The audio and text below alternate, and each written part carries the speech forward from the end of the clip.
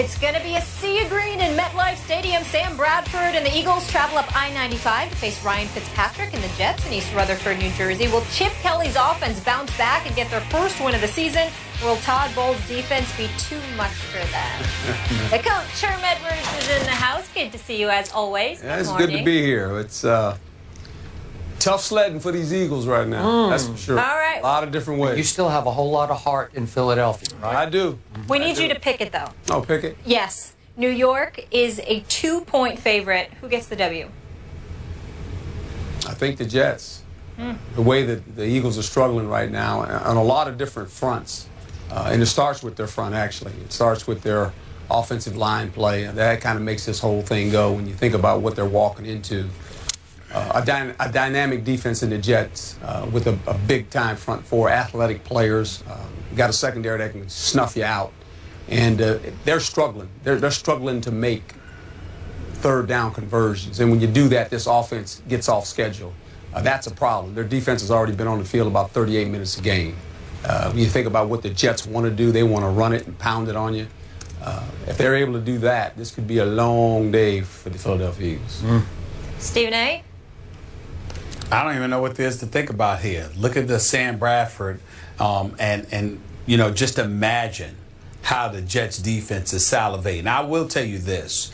I'd give the Eagles half a chance if Darrelle Revis for some reason isn't able to play in this game, because without Darrelle Revis, even though you still have Cromartie and Screen and you know, just the crew of dudes back there with that David Harris, Gilchrist, and all of those guys, I just think that losing Revis takes away something from any team.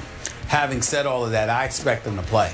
And when I think about the Philadelphia Eagles, I think their defense looks a little bit better. I don't think that Jets offense is that great. They left a lot of points on the board against Indianapolis as far as I'm concerned. But defensively, I just don't see how they're not going to have a field day with this Eagles offense. Jordan Matthews is relatively young. So is Huff. Don't get me started with Riley Cooper. Zellick and Ertz at the tight end spot can do some things for you, but considering the Jets' ability to cover in their secondary, Lord knows how many blitzes Todd Bowles is going to send Sam Bradford's way. I'm picking the Jets to win this game, but I want to be clear, and I'm not joking. I'm very concerned for Sam Bradford. I don't think Sam Bradford is going to last this game. I believe that Mark Sanchez, at some juncture, will be inserted into this game.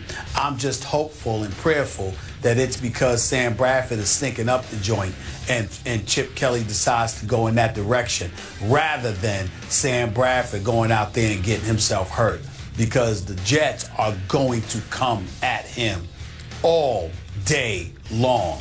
And I'm not going to lie to you, based on what I saw last week against the Cowboys, I don't know if Sam Bradford could hold up to it all. I really don't. You both make good points. Stephen A's Bradford point is, it's a fair one. Oh, I am concerned for him. his Because he can be breakable, man. I don't think. I think he has courage. He does. He has to, you know, to come back from what he's come back from, but he's going to be tested this week. Stephen A. makes a great point, because they're coming to get him. Now, I'm going to do something I rarely do on this show. No, you're not going to do it. Don't do it. Don't do it. No, I've been thinking about this since last night, and I wanted to hear what each of you said with the conviction with which you were going to say it.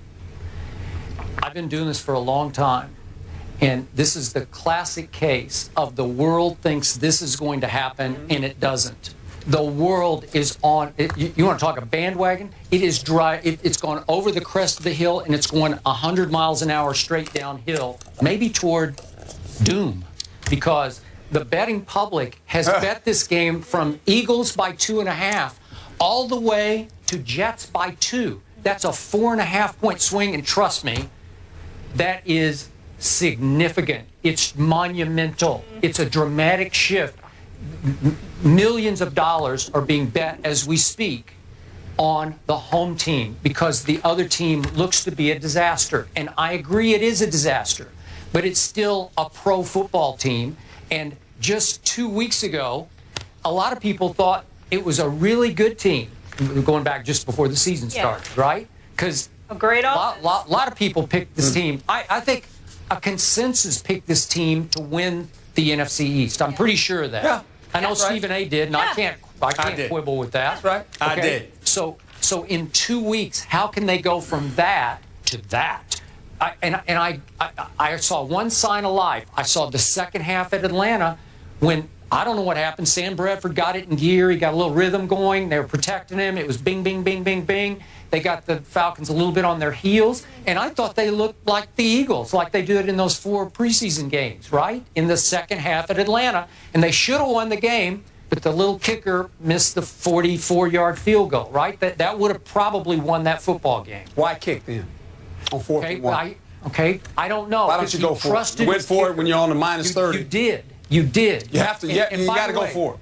Little Cody Parkey has been in a mental slump, and you've had those kickers who start to go south mentally, and they just can't get it back. But Chip is proud to a fault. He goes down with his own ship sometimes because he says, "Oh God, I picked this kid, and I'm going to stick by this kid, and I'm going to let him kick this." Right? Right. What? I get where you're coming from, Skip, but I don't think this game is really about that. I think this is a type of game. Don't get me wrong, all bets are off if somehow, some way Malcolm Jenkins and the crew are able to force Ryan Fitzpatrick into a few turnovers. I get you there. But outside of that, when you look at the Philadelphia Eagles as constructed from a personnel standpoint against this defense, what you gonna do? I mean, your best receiver is Jordan Matthews. We all know he can really, really play, Skip, but he's just a second-year player with Screen, Revis, and Cromartie in the secondary. I mean, I can't ignore that. I can't ignore the absence of help I anticipate Riley Cooper being able to provide. Chip Kelly literally talked about his schemes are not the problem. It's the execution. Yeah. So this is how he thinks. And even, let's say, for example, Skip, even if the offense is playing at a fast break pace, and at least, and let's say at the beginning stages, it's working. Ultimately, you've got your defense out on the field too much. You'll have a Jets offense that's not exhausted. And as a result, as the game wanes, who's going to be worn down? No matter what way you slice it, this is one of those games where I don't think it's about the odds makers. I don't think it's about the way momentum is flowing. I don't even think it's about Chip Kelly and his schemes. I think it's about the Jets defense up against a suspect offensive line and a quarterback in Sam Bradford, who I doubt is going to be able to hold up. A matter of fact, I'll go on the record and say this. In just this game, Skip, I think Mark Sanchez has a better chance of beating the Jets than Sam Bradford right, that's does. fine, and that's fair. But I'm going to remind you of a few things. Eric Decker, doubtful at best. I don't think he's going to play. No. Owusu is out with the surgery. He's gone for 3 or 4 weeks. So all of a sudden, it's pretty much Brandon Marshall or bust for Ryan Fitzpatrick. Is Smith coming back? Isn't Smith coming back? Rookie? I don't know for sure. I think he might. I didn't check on that one, but you've got that Anunwa. Stephen A. likes him. You can throw it to him. He's that quasi sort of tight end wide out. But it's mostly Brandon Marshall or bust. And then you mentioned Revis. I don't know if he's going to play. He really takes care of his body. And sometimes when he's got something that's 50-50, he just says, I don't think I should risk this one. So that would be slight advantage Sam Bradford. And then you mentioned Jordan Matthews. I'm going to mention Ryan Matthews. DeMarco Murray's got a hamstring, and they say he might, but they announced that he's available to play. Ryan Matthews, I think, is a better fit for that offense because he's a little quicker out of the blocks. He might be able to do what they do better than DeMarco does. So if you start him, you might see a little bit of new pop there, just a little bit. And so if the Jets kind of rested on their laurels coming off the big Sunday night win, I'm going to do this. I'm going to pick the upset here. I'm going with it. And that's fine. And I think if you're the Eagles, the way you survive this is real simple. You have to convert third downs. Okay. Sproles has to be a big part of this offense. He disappeared Sunday. I don't know what happened. And the tight ends. Yeah. Don't even think about throwing the ball outside the numbers. You're going to get canceled out. You got to. The tight ends and Sproles have to be big factors in this game. Make their linebackers try to cover them. Okay. Good. I'm with you. And remember, your guy, Rod Marinelli, he has had Chip's number in Philadelphia. So let's not overreact to what Dallas did to Philadelphia. Go ahead. I'm not going to overreact to that either, but I think in Chris Ivory and Bilal Powell, Skip Bayless, you have two hardcore runners, both averaging over 4 yards a carry. If, and don't get me wrong, I'm not saying bet your money on them. Please don't get me wrong.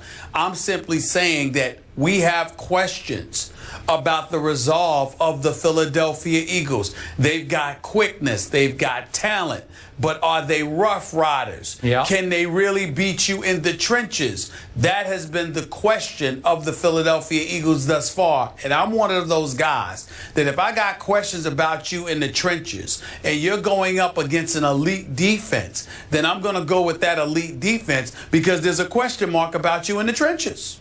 Okay, remember, Chris Ivory is listed as doubtful. I'm pretty sure he's not going to play. Now, I like Bilal Powell, so I give you that one. But in the end, I'm just going to go with the phenomenon of just when you think it has to be that way, I'm going to go that way. I'm going to go 2017. You know what? 2017 Eagles. Don't do it to me. No, you know what? I was going to go Jets, but I think I should side with you here. No, don't, Yeah, please. I know. I think I should. Oh. You guys missed it earlier please. in the meeting. Yeah, I'm a big Jinx. Are you going to do it again? No, I'm not. Thank you. I'm Jets 17-6. Did you see the panic in your voice? I got the Jets. He got physically I've got the hot. Jets 22-16. Well, you're picking it pretty close after the case you made. You made like a 40-6 case. The case that I made is that the Jets' defense would be too much for the Eagles' offense when all was said and done. And I'm not giving the Eagles' offense more than 16 points. I think that's more than reasonable. I don't do points. I'm hoping I'm wrong. Yeah. Okay. We'll see. Someday he's going to learn and come around that I'm We'll really see. good luck. Oh, you're good luck. Okay. To the other New York team, the New York Football Giants, they got a win at home. Are they now a real threat in the East? Herm will stick around for that one. We're going to tackle that subject next. Stay here.